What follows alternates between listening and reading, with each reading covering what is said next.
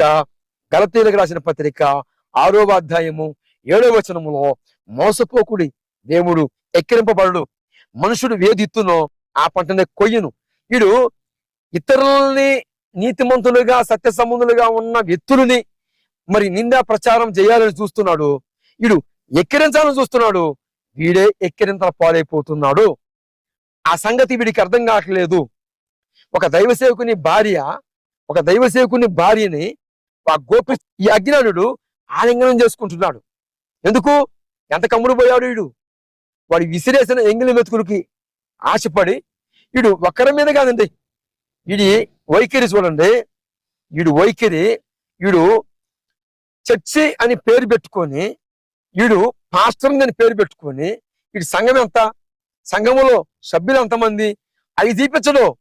ఎంతసేపు నేను వాడితో మాట్లాడుతున్నాను, వీడితో మాట్లాడుతున్నాను, ఆఖరికి వీడి పీకేది ఏముండదు. ఎందుకో తెలుసా? వీడికాడ సబ్జెక్ట్ ఏముండదు. నేను సైకాలజీ చేశాను, ఈ కాలేజీ చేశానని మాట్లాడి సొల్లు కూదలు కూసుకోవటమే తప్పితే వీడి లెక్క దేవుని ఎదుట ఉంది. మత్తయి సువార్త 12వ అధ్యాయము 36వ వచన ప్రకారముగా వ్యర్థమైన ప్రతి మాటకి విమర్శించిన దేవుని ఎదుట లెక్క చెప్పాలి. ఈ నేపథ్యంలోనే నేను వ్యర్థంగా మాట్లాడతలేదు. ఎందుకంటే వీడికి బుద్ధి చెప్పాలి, వీడికి బుద్ధి కలిగించాలి. దేవునిచ్చిన సాక్ష్యం తీతు రాసిన పత్రిక 3వ అధ్యాయము 10వ వచనములో మతభేదములు కలిగించే వాడికి 1, 2, 3 సార్లు బుద్ధి చెప్పు, అటు తర్వాత వాడిని విసర్జించు అని చెప్పబడింది లేఖనం. ఈ లేఖనము ప్రకారమే వీడు నా సహోదరుడు కాదు, వీడు ఎక్కడ వాడో తెలియదు, వీడు క్రీస్తు పేరు చెప్పుకొని యేసు ప్రభు వారి నామాన్ని అవమానపాలు చేస్తున్నాడు. కనుక ఇలాంటి దుర్మార్గుడికి బుద్ధి కలిగిద్దామని ఒక ట్రై చేస్తున్నాను అంతే, దస్తాలు.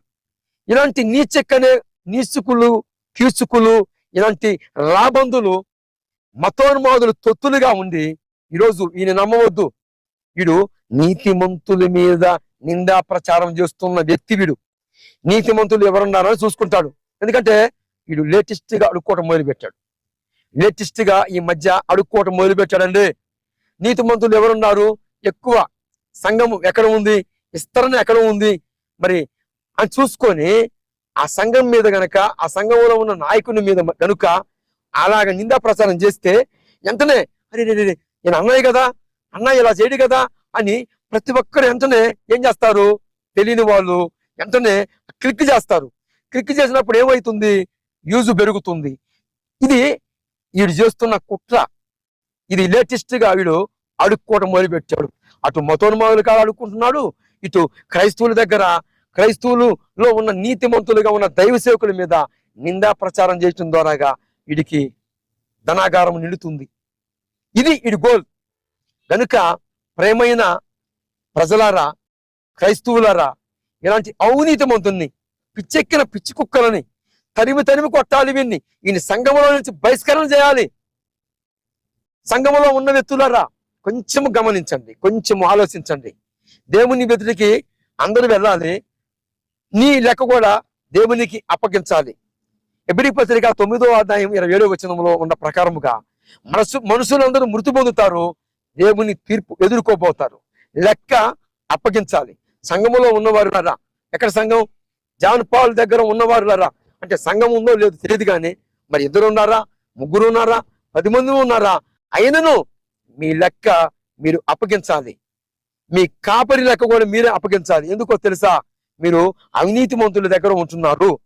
అవినీతిమంతుడైన ఈ యొక్క జాన్ పాల్ దగ్గర మీరు ఉన్నట్లయితే త్వరగా బయటికి రండి. ఎందుకంటే మీకు మోక్షం ఉండదు, పరలోకం ఉండదు. ఎందుకంటే వీడు అవినీతిమంతుడు. లంచం తీసుకొని ఆ యొక్క లంచం. ఏమండి ఆశ్లేష గారు? అవును, చూస్తున్నా సార్. మేరీ ఎంత యేసు పూలు పెట్టారు, మేరీ పూలు మమ్మల్ని వెంటాడు సార్. ఎందుకంటే ఫస్ట్ వ్యతిరేకించింది మీరే, వాడిని వాడి కూడా తీసేసింది మీరే. Okay brother, thank you Ashish గారు. చూడలేదు, ఎందుకంటే మీరు చాలా తెలివిగల వాళ్ళు, మీరు అంత ఈజీగా దొరకరు. మేము గొర్రెల్నే టార్గెట్ చేస్తాం సార్. మేము మంచి వాళ్ళని చేయం. మేము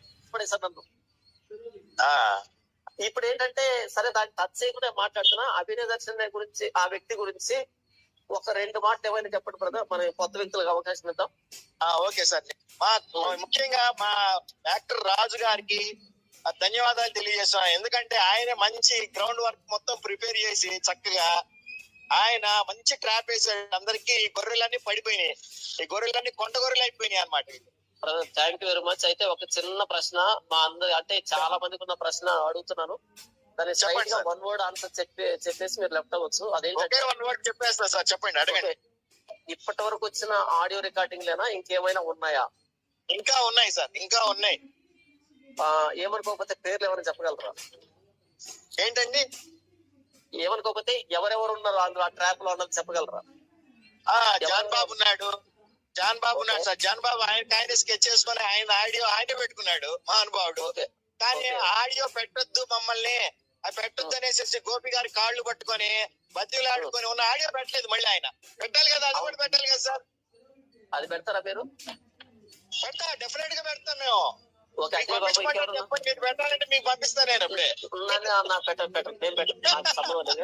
ఓకే, అదే జాన్ బాబు, ఇంకెవరు ఉన్నారు? జాన్ బాబు, విజయ్ కుమార్, హనీ జాన్సన్, తర్వాత ఓఫిరు, తర్వాత ఈయన పేరేంటి ఈ ఎర్రప్పగాడు, తర్వాత వీడు, వీళ్ళున్నారు ముఖ్యంగా. అంటే వచ్చినవి కాదు నేను అడుగుతున్నది, రాబోతున్నది. రాబోతున్నవి అవి లేటెస్ట్ గా వింటేనే మంచి మజా వస్తుంది సార్ మీకు. ఉన్నాయి రావాల్సిన ఉన్నాయి, రావాల్సినవి ఉన్నాయి సార్. అవి రావాల్సినవి ఉన్నాయి, ఇంకొన్ని చేయాల్సినవి మధ్యలో నడుస్తున్నాయి. ఇంకా ఇప్పుడు సడన్ గా బయటకు రావడం వల్ల వాళ్ళు అప్రమత్తం అయిపోయారు. వాళ్ళు సగంలో ఉన్నారు కరెక్ట్ గా, వాళ్ళు అప్రమత్తం అయిపోయి ఇప్పుడు మా కాల్స్ లిఫ్ట్ చేయట్లే వాళ్ళు. అది సార్. లేకపోతే వాళ్ళు కూడా దొరికేవాళ్ళు సార్, మొత్తం దొరికేవాళ్ళు సార్, ఆల్మోస్ట్ ఆల్. ఓకే, పెడతారా మీరు? పెడతా, డెఫినెట్ గా పెడతాం మేము. చెప్పండి, పెట్టాలంటే మీకు పంపిస్తాను నేను అప్పుడే. ఓకే, అదే జాన్ బాబు, ఇంకెవరు ఉన్నారు? జాన్ బాబు, విజయ్ కుమార్, హనీ జాన్సన్, తర్వాత ఓఫిరు, తర్వాత ఈయన పేరేంటి ఈ ఎర్రప్పగాడు, తర్వాత వీడు,